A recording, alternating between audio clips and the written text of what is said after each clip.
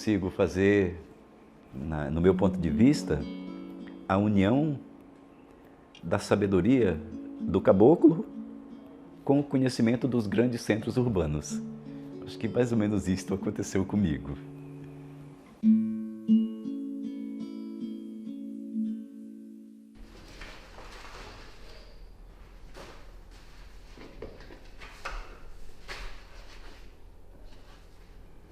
Eu sou suspeita de falar dele, claro, ele é o amor da minha vida, né? O pai amoroso das minhas filhas. O Maxo não é um artesão, ele é um artista da marchetaria. Ele conta histórias do seu povo, histórias da sua infância nas suas obras, nas obras que ele apresenta ao mundo.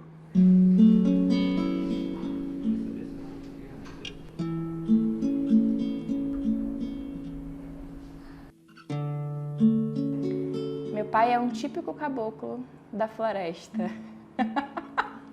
Ele é um menino da floresta, porque eu vejo que ele não perdeu esse jeito menino de ser. Ele é encantado pelo que a floresta oferece. E ele vê um brilho na floresta diferente do que a gente vê. Então ele vê uma folha de uma forma diferente, ele vê o movimento de um bicho de uma forma diferente. Então ele é esse ser da floresta, totalmente da floresta, porque, como ele fala, a floresta é o pai e a mãe dele.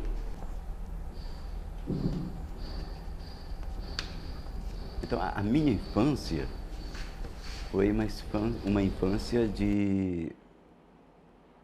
assim, mais ou menos solitária. Nós não tínhamos vizinhos próximos, eu não tinha com quem brincar e também não sentia falta, porque tinha a floresta, tinham tantas coisas para ver, pássaros, rios, né, com tantas coisas, peixes, uma diversidade enorme.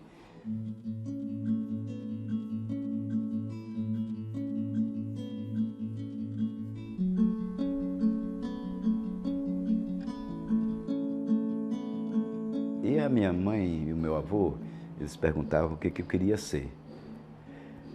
Uma vez por ano, os padres passavam por lá. Eu não sabia do que tinha para estudar. Aí disseram, um dia eu perguntei para minha mãe por que padre não morria. Ela disse, porque ele tem dinheiro para comprar remédio, então eu vou querer ser padre para não morrer.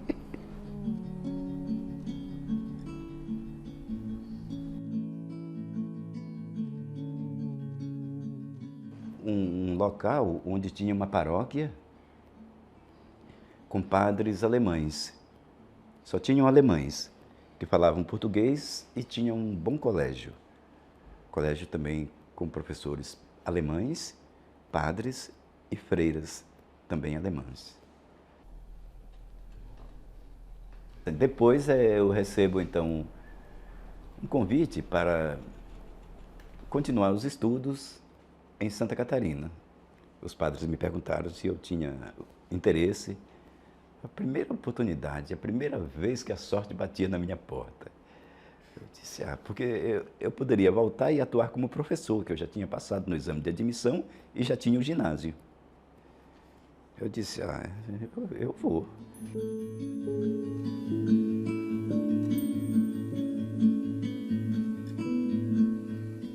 O meu pai trabalhava com madeiras.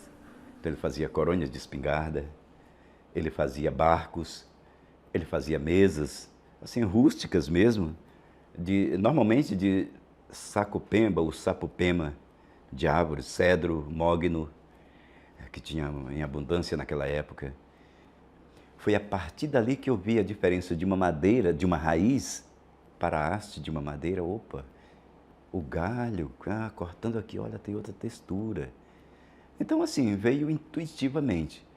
Eu chego em Santa Catarina com este conhecimento.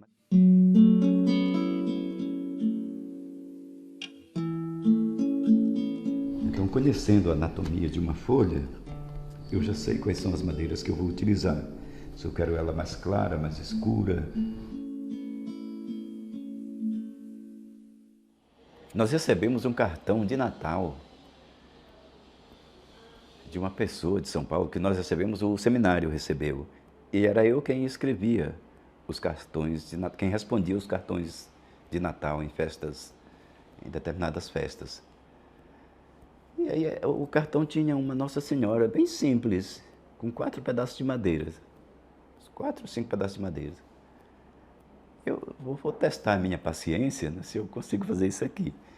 Aí estava ali, nesse momento chegaram 2 padres. E um me falou perguntou o que eu estava fazendo. Eu disse que nada, eu quis esconder debaixo da toalha da mesa, já era no final da tarde, e acabei que não consegui esconder debaixo da toalha da mesa. E ele disse, deixe-me ver. Aí ele disse, olha, isso que o senhor está fazendo é marchetaria. Se o senhor tiver interesse, os italianos trabalham muito bem com isso aqui. Se o senhor for para a Itália, o senhor pode aprender. Quer dizer, se o senhor fica conosco no seminário, o senhor pode ir para a Itália e pode aprender.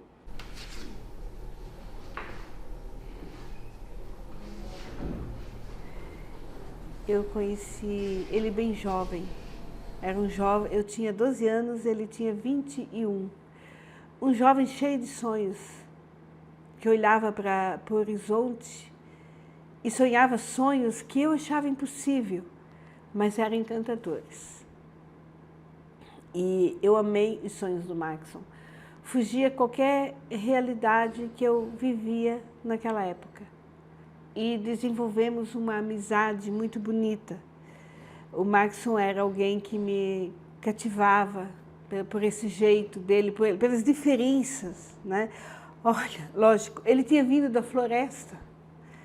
A floresta era algo assim totalmente inusitado para mim, algo que eu queria conhecer. E ele era a pessoa que desbravava a floresta. Então ele era o meu herói. Aquela pessoa que me ensinou a nadar, me ensinou a andar a cavalo sem a sela, segurando na crina. Então era alguém que me cativava por essa força que ele tem e que ele já tinha naquela época, quando ele era estudante.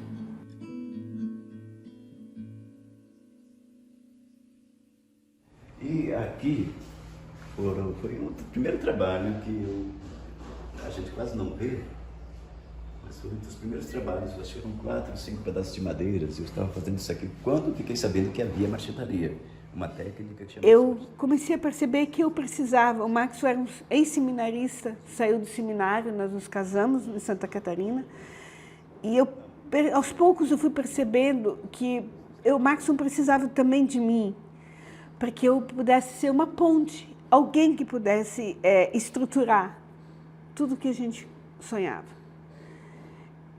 O meu estilo um pouco mais pragmático fez com que eu me tornasse uma parceira. Não só uma parceira amorosa, mas uma parceira profissional ao lado dele.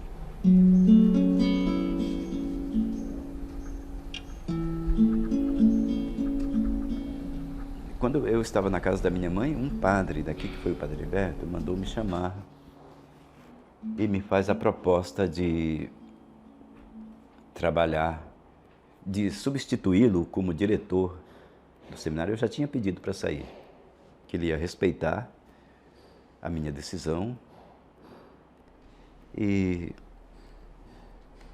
mas ele queria que eu ficasse por 3 meses quando ele ia de férias para a Alemanha. Aí eu vim trabalhar. Os 3 meses se transformaram em 4 anos. Nesse período, o Padre Heriberto me capacitou para que eu pudesse ir para a Alemanha e estudar,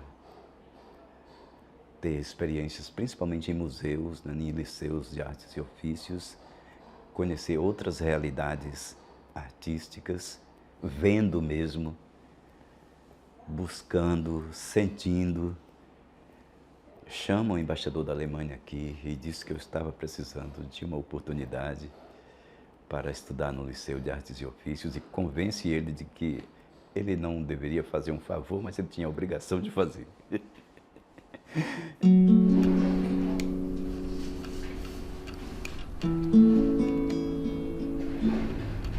E o Padre Heriberto, ele me ensinou uma coisa. muitas coisas. Dentre elas, uma coisa que ele ensinou.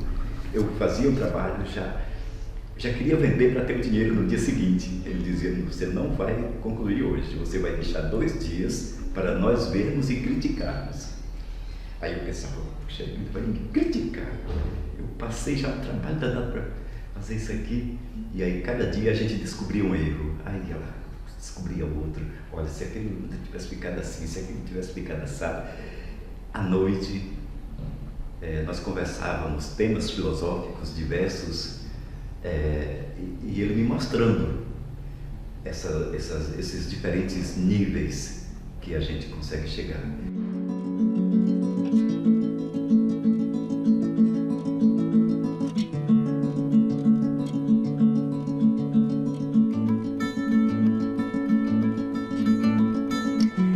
E esse é o meu papel, é fazer acontecer, é fazer com que o Maxson possa liberar o poder de criação dele nas peças com tranquilidade, que ele se sinta bem para fazer isso, que ele não tenha preocupações, ele sonha e eu sou a ponte por onde vão passar os sonhos dele.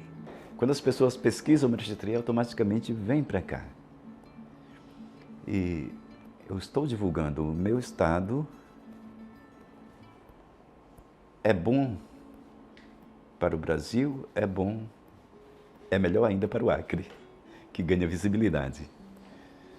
Então é nesse sentido que eu fico feliz por ter conquistado este espaço, não por mim, mas por todos os acreanos e os descendentes de nordestinos que aqui chegaram e que fizeram com que isso aqui hoje seja chamado de Brasil.